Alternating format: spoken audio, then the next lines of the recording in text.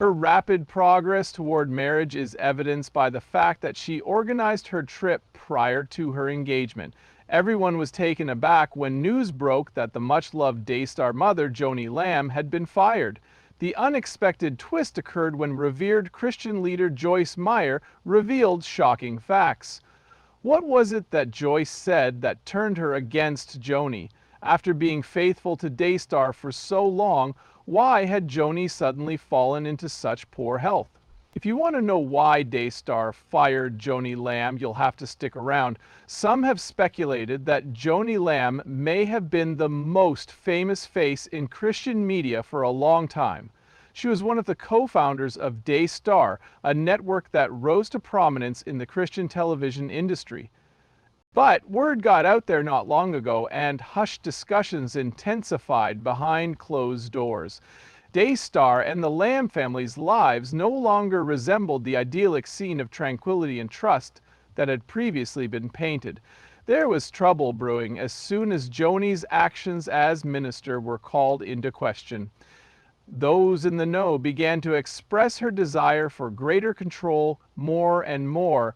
Employees of the church claimed that Joni had been estranging herself from others, particularly those who had contributed to Daystar's success. Managing a network was no longer enough. She now had to exercise extreme caution with the authority she possessed. According to some accounts, she had taken a more autocratic approach to leading, secretly expelling or ignoring those who disagreed with her vision. The reports didn't end there. Claims circulated that Joni was at odds with prominent churchgoers, including members of her own family who had been her closest friends in the past.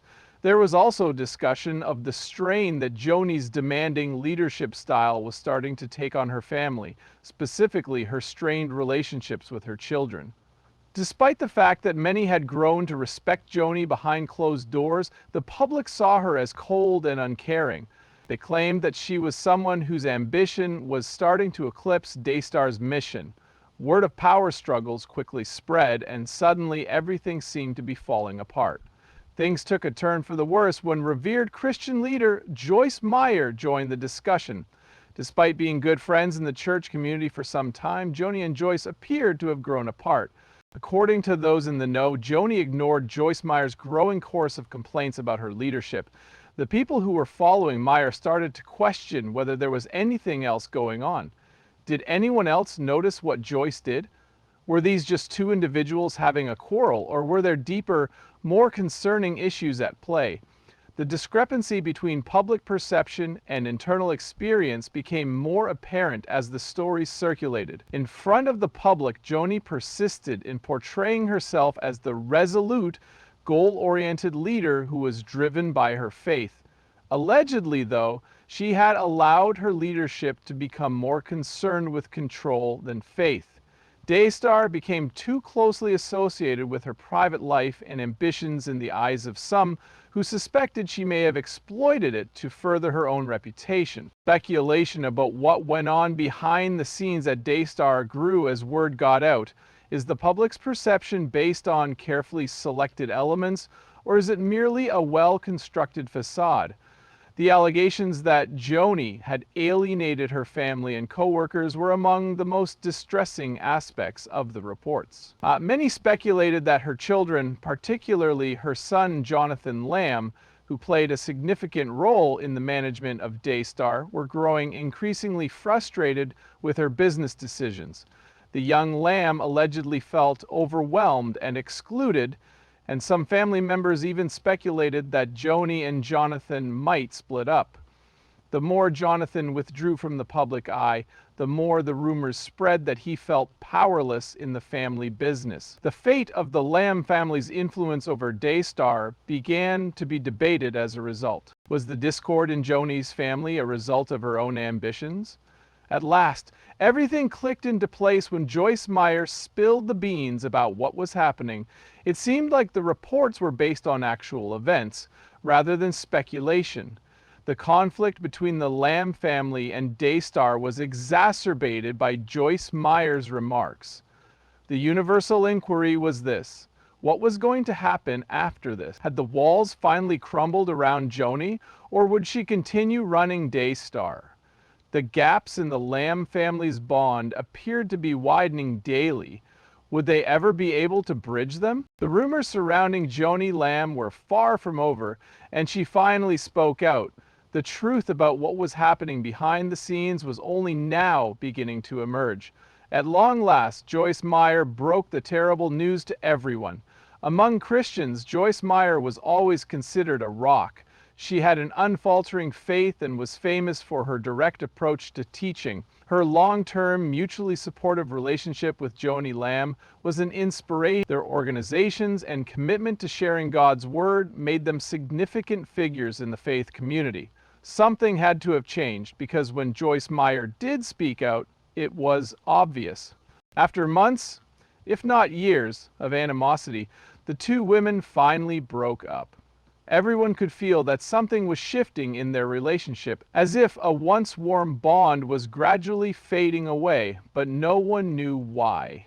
Were two individuals fighting? Disagreement over employment? On the other hand, was something else happening? Joyce Meyer's idea was the catalyst that set everything in motion. Because she was trying to be respectful and remain silent in public, she had been silent for quite some time. However, the pressure had become too great and she could no longer remain silent. Joyce Meyer was pleasantly surprised by how articulate she was. She went on to say that she had been subtly observing how Joni Lamb's habits had evolved as an individual and an employer. Joyce finally opened up about her long-suppressed anxiety in a candid discussion. According to her, what began as a minor shift in direction had escalated into something far more serious. She began, "I've known Joni for a long time." Her voice was steady, but it carried an unbreakable weight. Though things started to change with time, we'd built something beautiful by working and praying together. It seemed like the ministry for which we had battled was heading in the wrong way. It had shifted from assisting others to assisting a single individual, and it wasn't even God. Those words were like a bomb going off.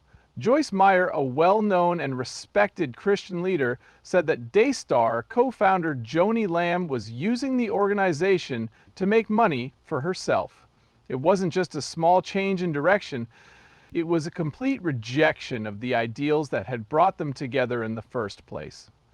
Joyce went on to say that Joni had become more and more interested in power over the years. It's hard to see someone you used to call a friend go down this path.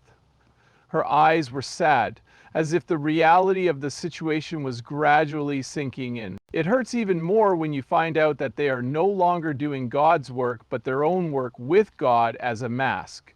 Joyce took a deep breath, as if saving herself for something she was about to say. She finally spoke up, telling him, "I tried to talk to her. I reached out to her to tell her about our commonalities, but it wasn't working. I noticed a different side of her that wasn't based on faith, and I couldn't remain silent any longer." What Joyce said sent shockwaves through the Christian community. Word on the street was that something was amiss at Daystar, but no one could have predicted just how bad it would get. Joyce Meyer, a well-known Christian speaker, accused Joni of using the ministry as a platform for her own vanity. Meyer had been serving as Daystar's public face and an inspiration to millions of fans across the globe for years. The reaction was swift and unwavering. Those who had supported Joni couldn't believe what they were hearing. Joyce, who had always been there for her, was now being so cruel to her. No one knew what had driven Joyce to her actions, but they were fast to back Joni, claiming that Joyce couldn't have used the church for her own gain. This was seen as a simple case of personal grudges or an error in judgment. However, cracks started to appear in the story, and some longtime associates of Daystar and those who worked with Joni confirmed what Joni had said, pointing out how the church was growing increasingly divided, the importance of power and control, and the subtle but noticeable changes in Joni's behavior. Those who had whispered behind closed doors were now shouting them down in public. As time passed, more details emerged. Joyce's words set in motion a series of events that ultimately revealed the long-suppressed truth. Daystar, once a shining example of faith-based television, would now have to face the repercussions. The accusations against Joni were too grave to disregard, and people began to question their understanding of the church. Was everything they had witnessed a staged illusion? Joni had been preaching her principles for years. Were they truly her values, or had her ambitions influenced them? The impact of Joyce's words struck Joni immediately. It was too late to pretend everything was fine now that the truth was out. Those who supported Joni remained true to her, but they were becoming increasingly isolated in their support, as she continued to deny the claims in a public statement, stating that they were false and not supported by evidence. She stuck to her job as boss and reiterated her dedication to Daystar and its goal. However, her answer appeared to exacerbate the situation. As she spoke out, more and more people started to doubt her sincerity. Joyce Meyer reluctantly decided to speak out. Despite the growing doubts about her leadership and guidance of Daystar, she attempted to handle things privately, but when it became apparent that nothing would change, she knew she had to inform everyone. In a follow-up interview, Joyce stated, "I have always respected Joni because I worked with her for years." However, she could no longer remain silent when she witnessed the ministry transforming into something it wasn't meant to be. "My intention is not to belittle anyone, but I will not conceal the truth from you either. The church must return to its fundamental principles, faith, service, and honesty if it is to progress." The damage from Joyce's words had just begun. With the media spreading rumors, Daystar's followers divided into factions. More and more members of the ministry started to doubt their loyalties, and it became evident that everything had changed. Currently, the Lamb family, Daystar, and the entire Christian community were experiencing a difficult period. Everyone was wondering, what's going to happen after this? Time would reveal how this scandal would affect Joni's ability to lead Daystar. The extent to which Joyce Meyer's decision to speak out would bring about changes, and whether or not it would further divide the church. In response to the charges, Joni sat motionless in her office, tapping her fingers on the back of her chair, and she gazed out the window at the tranquil rolling hills outside her home, which stood in stark contrast to the storm brewing within her. Joyce Meyer's claims hurt Joni more than she expected.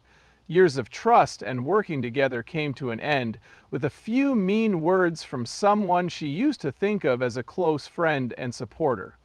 Joyce's words, which were heard all over the world, showed a woman who had lost sight of the principles that had made Daystar so great and was driven by ambition and power. People said that Joni used her ministry as a platform. Despite her beloved co-founding role of Daystar and her role in its development. At first, Joni attempted to tune out the media attention. She was aware that people would be interested in the story, but this time it felt different. The charges were too personal. The tone was intimate. They pertained not only to the ministry, but also to her identity and the woman she had transformed into. Could it be? Joni felt as though the walls were closing in on her. She had always taken pride in being the rock that others could rely on to keep things together, but now she couldn't shake the questions that plagued her for days afterward. Then there was the added pressure of the phone calls, which seemed to get worse with each passing one. People from her workplace, circle of friends, and family were worried, and some offered support, but others chose to remain distant. After years of feeling lighthearted about the charges, Joni finally felt a weight on her shoulders. This time, it wasn't just about protecting her reputation. She was also fighting for her faith and the mission she had dedicated her life to. Despite the difficulty, she knew she had to speak out. She couldn't let Joyce's comments pass without responding. She needed to clear the air for herself, her family, and the people who had stood by her. I took a deep breath, and then Joni sat down at her desk to write my response. It was important to her, It had to be strong and genuine. There was no avoiding the truth or denying the events unfolding before her. Joni began by expressing her understanding of how Joyce's comments had wounded her and led to confusion.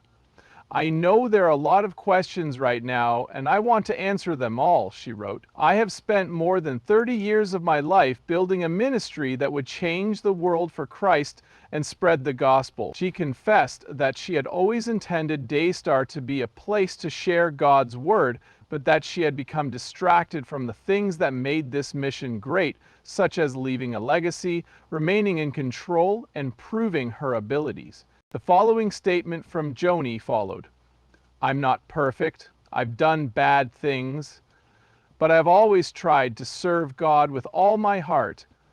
This was followed by an admission that her desire for power and control had diminished her intelligence, and by this admission, Joni made it clear that she wasn't the woman Joyce had claimed to be. "I know some people aren't sure about my leadership," Joni wrote, "but I want you to know that everything I've done has been for God and His work." She went on to say, "I apologize if I ever made someone think I cared more about myself than the goal." Joni's tone betrayed her guardedness, but she was being honest. She then denied the accusations, saying that they were based on errors and a distorted understanding of her message. Daystar wasn't meant to be about me. It was meant to be about the message we want to share with the world. Joni also disclosed that her friendship with Joyce Meyer had deteriorated over the years. "I'm sorry that our relationship has reached this point. I have always looked up to Joyce, and we worked together in ministry for many years. However, I also believe that there are some misunderstandings that must be addressed. This isn't just about Daystar. It's about our hearts, our motivations, and our treatment of one another as Christians." As soon as her statement was made public, it was covered by the media. Different people had different reactions. Joni's followers rallied behind her, praising her work in the church and believing that the accusations were an attempt to discredit all her hard work over the years.